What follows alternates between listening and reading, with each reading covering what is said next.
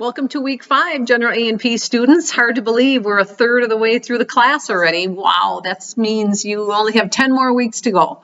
So keep hanging in there, keep working hard. This week we study the skeletal system a little more in the lecture, and you will watch lecture videos of how bone is made, how it's developed, and the different bone cells involved with bone remodeling. So I hope you enjoy and learn a little something there. And then also we're finishing up the lab on the skeletal system. So last week we looked at the axial skeleton, which includes the skull, the ribs, and the spine. And now this week we're going to talk about the appendicular skeleton, which is everything that comes off of the axial skeleton. So you're going to look at the bones of the arms, the legs, the shoulders, the hip, the feet, and the hands.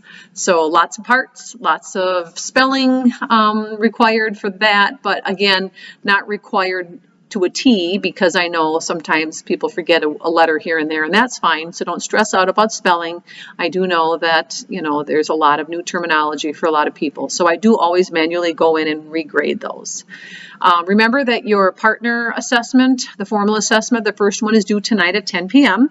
Be sure that you have looked at the directions and that you've talked about everything that's listed there, that you've talked about the organ involved in digestion and storing that molecule. You've looked at the cell organelles inside the cell that deal with that particular organic molecule, and that you have some piece of news or trivia from maybe a scientific study that they discovered something new about a particular organic molecule that's related to your project. But just be sure that you have really gone through, the both of you and your partner, looking at the specific directions, and that you've covered everything, because it's a big point assignment. It's worth 50 points, so you want to get those points.